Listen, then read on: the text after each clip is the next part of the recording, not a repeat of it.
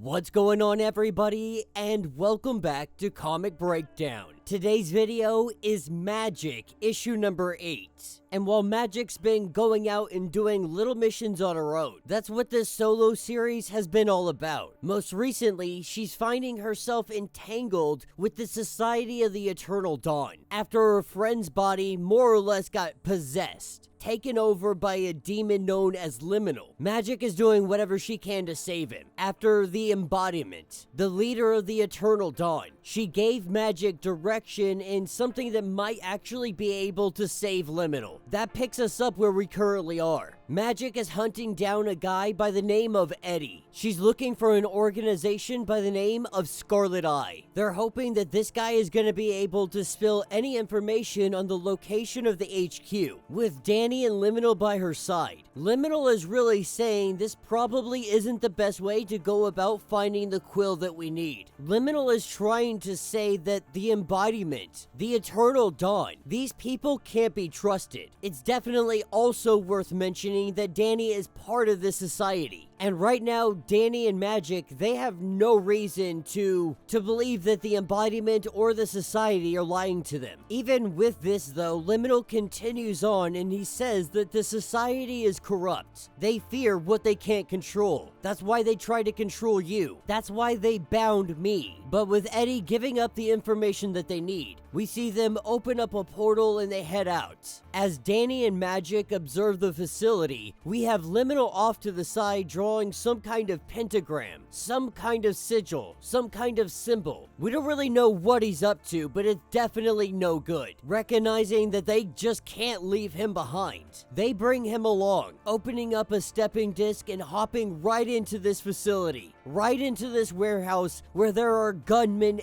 everywhere. Danny and Magik jump in, but as they begin their attack, this is when they're attacked. Some kind of magical or possibly psychological effect is happening. It's like Magik and Danny just went on a bad acid trip, and in this illusion, the monsters begin to attack them. In all the chaos, Liminal is trying to give orders, and Magik is letting him know, like, I don't take orders from you. But she's also knowing that she can't trust her senses. The Scarlet Eye are controlling this domain. They're controlling everything that she sees. She doesn't even know if her enemies are real. She doesn't know if they're anything more than hiding shadows. Now, among all of this chaos, we see Danny and Magik, they're trying to regroup. They're trying to communicate. But each of them are trying to take the lead. And when the other tries to step back, they just find themselves completely out of sync. You know, Liminal may not be giving orders. He may not be in charge, but Magik is definitely following some of his advice. And she's also extremely frustrated because her and Danny, they just can't sync up. They just can't get it together. Using her stepping disc, she's able to hold back the monsters, but she can't hold them back for long. And even in this critical moment, neither of them can decide what the best choice is. This is where Liminal says that he thinks he can help them out. Says that if we're all opening up, that I have a confession to make. That Danny can manifest fears. Liminal's biggest fear is to be trapped. He would hate to go back to his realm. This is where we see the illusion that surrounds them completely change. We go from a mad acid trip to the domain of Liminal. And Magik is telling them that you probably shouldn't have trapped us in here with you. That was your first mistake. As they try to group up, they try to save themselves. But one by one, we see all of them picked off.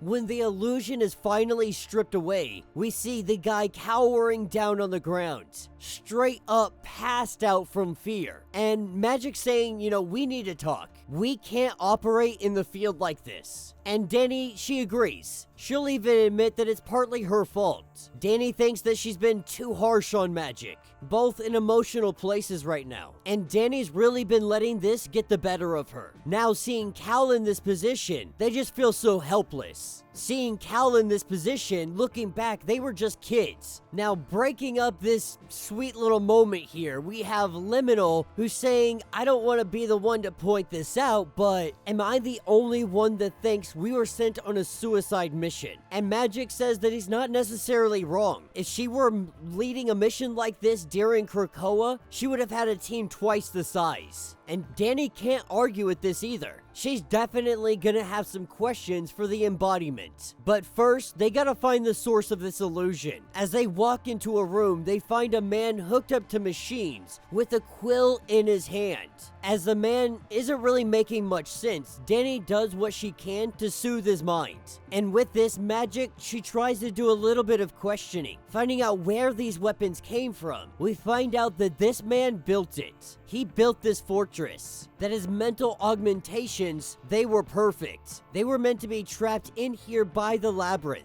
It would make it so they couldn't escape, but he could be free. After his informants had heard that they were in Vegas, he lured them here so that he could kill them before they killed him. He thought that there was an agreement. He had been left alone after all of this time. And while Magik thinks that none of this is really making sense, Liminal says it makes perfect sense. Liminal says that I've never lied to you. I've been helpful this entire mission. I've played by their rules. But now, do you finally trust me? Do you finally see what I'm talking about? This is Society of the Eternal Dawn technology. The only way that you would have this is as if you are or were a member. They sent Magik and Danny to take this guy out. Now, Danny says, hold on. Like the Scarlet Eye, they are defectors. But why didn't the Society come after them sooner? With the man saying that they're not allowed to stray for long, that he is a ghost, a deserter, that they are trying to erase him in both name and soul. This is when a bullet comes in, destroys the quill, and kills the man. And the gun that shot that bullet, it comes from the Society of the Eternal Dawn. Larson, the second in command.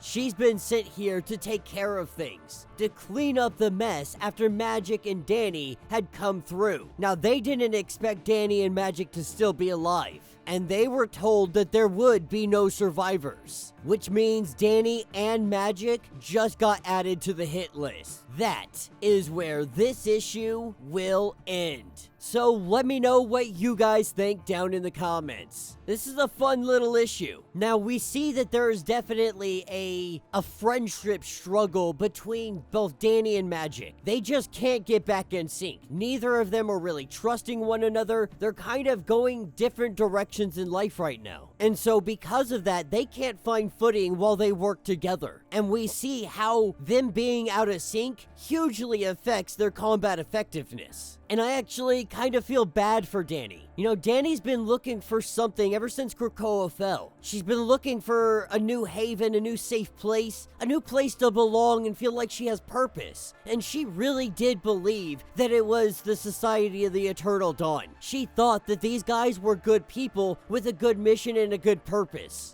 But now she's learning that that was nothing more than lies, nothing more than betrayal, nothing more than another organization striving for control and power. But there's also a deeper thing going on here throughout all the X comics, most of them anyway. As all of our X-Men have ventured out after Krakoa, we found them more or less fostering young mutants that are up and coming. And one of the ongoing themes about all of these stories is them remembering, our X-Men remembering that they were kids, that they were this age when they were having to fight and defend themselves, and they're trying to shield them. They're trying to shelter them and protect them from all of this. From all the hardship, all the craziness that they had to endure. And Danny and Magik are no exception when it comes to Cal. Cal literally being possessed by Liminal. They only wanted to protect him, to shield him, but they're quickly learning it's not nearly as easy as they would like it to be. So let me know what you guys think. Let me know your thoughts. Let me know your theories. If you want to get caught up on everything that has been going on with Magik, with the X-Men, with any of the X titles, go ahead, check out the link in my description as well as the top of this video. It's gonna get you completely caught up on everything going on with this series. If you would like to support the channel, you can always do so by joining the channel membership, having multiple different tiers with a bunch of different perks. This helps out the channel in tremendous ways. But if you're not able to do that, please do me the favor of subscribing to the channel, liking this video, hitting that notification bell, and with that being said, until the next breakdown.